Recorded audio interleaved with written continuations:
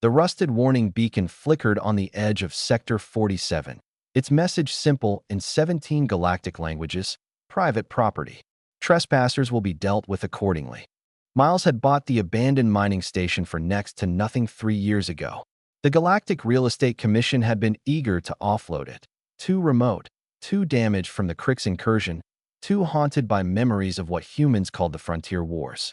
For a retired Terran Marine sergeant with a modest pension and too many nightmares, it was perfect. He'd rebuilt it slowly, methodically. Each repaired hull plate was a meditation. Each rewired conduit was therapy his government-assigned counselor could never provide.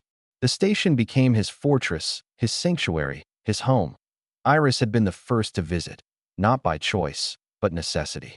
Her cargo hauler had suffered a catastrophic engine failure, and Miles' station was the only structure within 3 light hours.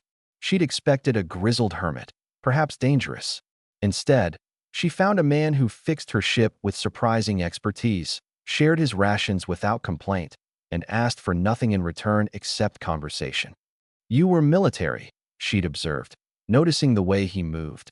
Economical, aware, ready. Miles had confirmed.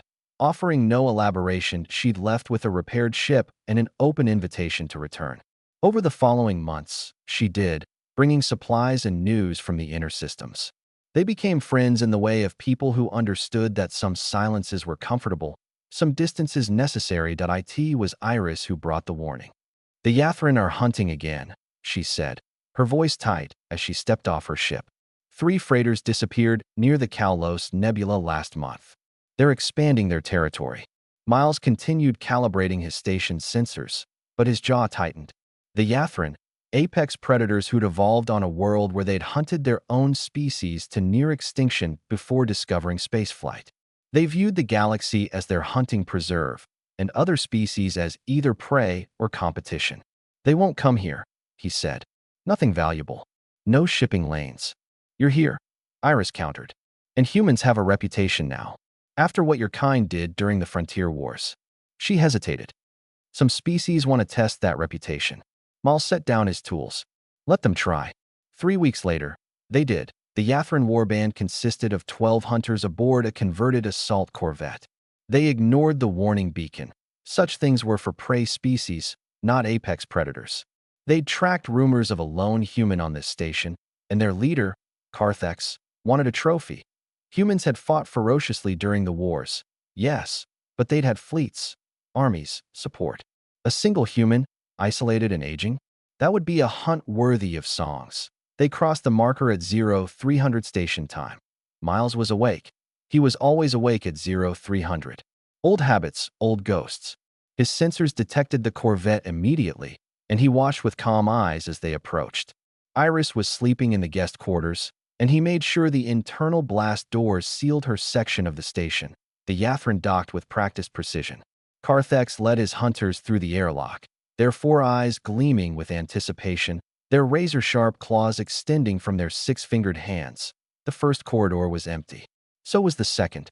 The third held only darkness and the sound of their own breathing. Ragged, excited. "Human," Carthex called out in standard galactic. "We honor you with the hunt.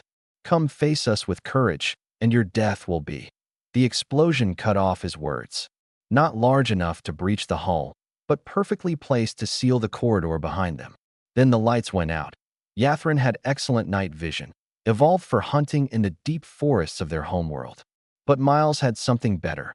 30 years of military experience and complete knowledge of every inch of his station. The first hunter died to a monofilament wire stretched across a junction at neck height.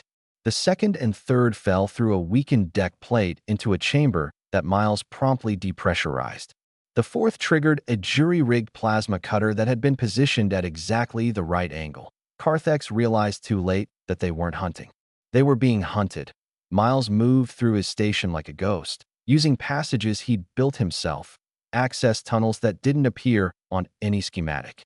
He'd fought the Krix in 0G boarding actions, cleared rebel positions in the tunnels of Ganymede, survived situations that would have killed anyone less experienced or less determined. This wasn't war. This was pest control. By the time the sun rose on the distant star, only Carthex remained, trapped in the main cargo bay. His hunters were dead, his ship locked down by Miles's hacking routine, his weapons expended. Miles appeared on a catwalk above him, rifle lowered but ready. "You crossed the marker," he said quietly. "You ignored the warning." Carthex's translator rendered the human's words, but also captured something else. Not anger, not bloodlust, but cold certainty. This human had killed his entire war band without hesitation, without mercy, without even elevating his heart rate. "What are you?" Carthex whispered. "Retired," Miles answered. Then he pulled the trigger. When Iris emerged from her quarters, she found Miles in the common area, drinking coffee and watching the sunrise through the viewport. The Yathran corvette was gone, launched on a course that would send it drifting into the nearest shipping lane, a warning to others written on its hull in 3 languages. "Miles?" she asked carefully. "They crossed the marker," he said simply, as if that explained everything. And perhaps it did. Humans had earned their reputation during the frontier wars not through superior technology or numbers, but through sheer, unrelenting stubbornness. They fought when fighting was illogical. They survived when survival seemed impossible. They protected what was theirs with a ferocity that terrified species who thought they understood violence. Iris sat down beside him, accepting the second cup of coffee he'd already poured.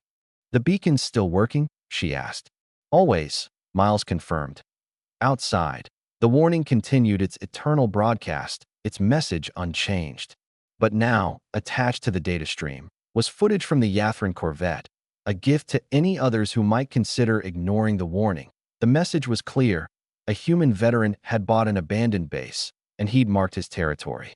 What happened to those who crossed that marking was no longer his problem. It was theirs, and they never returned to tell anyone about it.